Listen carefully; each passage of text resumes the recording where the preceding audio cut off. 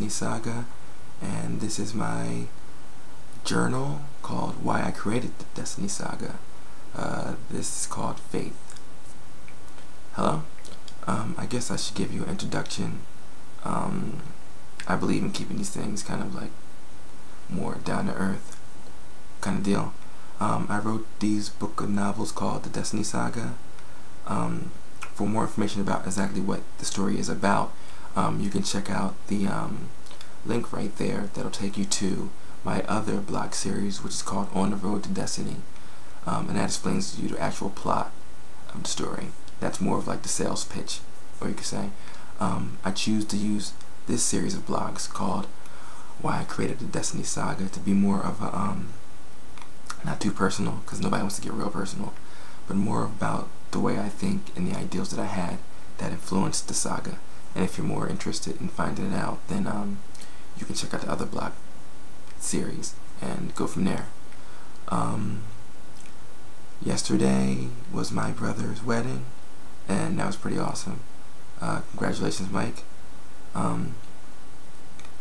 And that got me to thinking about the concept of faith, of him getting married to a woman and putting his trust in another human being, which we all know sometimes can be very difficult.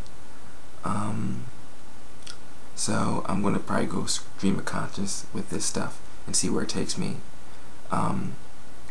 So a lot of what I do when I write is like any other writer. You take your experiences and put them into words, or into a song, or into film, or whatever your artistic medium is. I consider myself a storyteller first and foremost, and I plan to hop through many of the genres, but right now it's just focused on the novel aspect. When I think about the word faith, I think about you putting your trust into something that, not just how we use the word faith and we're talking about religion or spirituality, but there has to be a faith in yourself, your family, your friends, the ideals that you hold on to. And I realize, like, in this time, at least in America, I can say, if you're from another country watching this, it seems like there's not a lot of faith in the institutions or the beliefs that we have right now. You have a situation where you can work hard at a job and do the best you can, and it's still not a guarantee that it'll be there for you.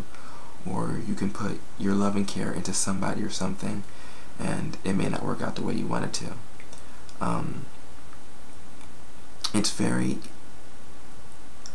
It's easy and it's hard to be faithless because of the fact of, if you become faithless, then I think a lot of you become empty, and you become miserable, and you become frustrated, and that's not an easy thing to deal with, because I don't think anybody really wants to be frustrated in life.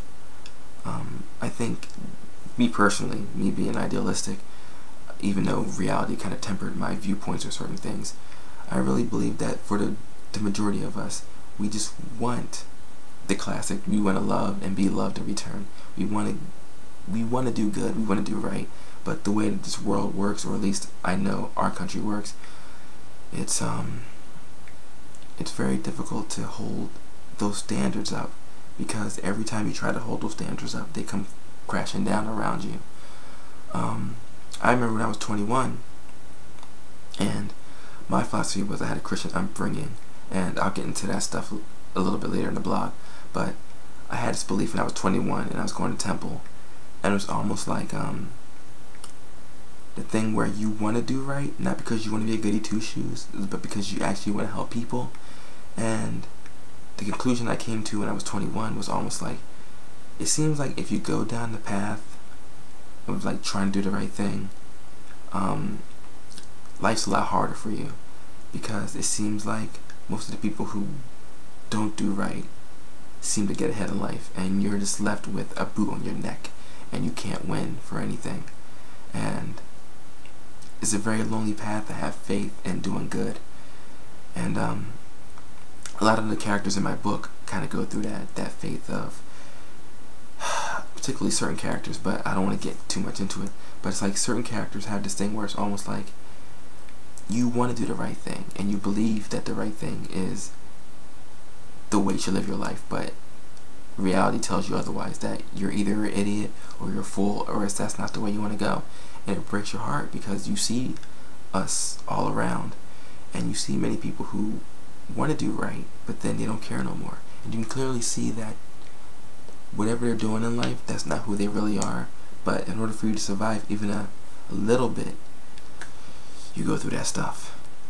A lot of what I write about is very philosophical in nature.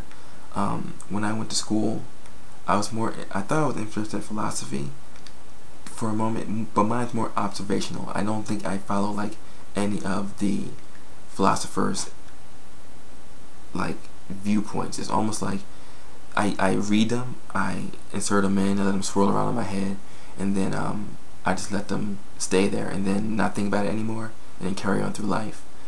I found myself becoming interested in sociology, because how we treat each other.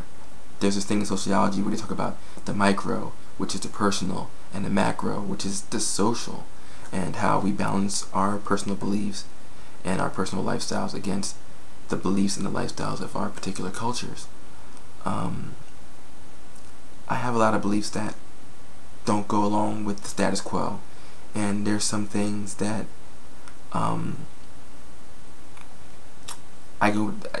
well, let me take that back. There's some things that I'm with the status quo on, and there's certain other things that I'm not with the status quo on. And it really makes it difficult for you to stay on that path of what you believe in, because I think most of us, because we have to pretend like we're a certain way at our jobs, with our family, with our friends, that you really can't be yourself.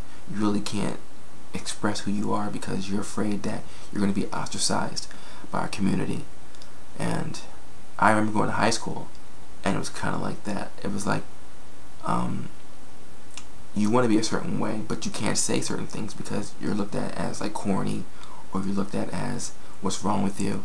When I think every single one of us who are in a classroom or going through life, I mean, we have our own different beliefs and our different faiths, whether it's a religious faith or non-religious faith, a spiritual faith, a faith in your government, a faith in your community. I mean, you have those things, and it's a scary thing to give up those faiths, even though people may think what you believe may be wrong, and you believe in your heart of all hearts that it's real. It's still hard to maintain that.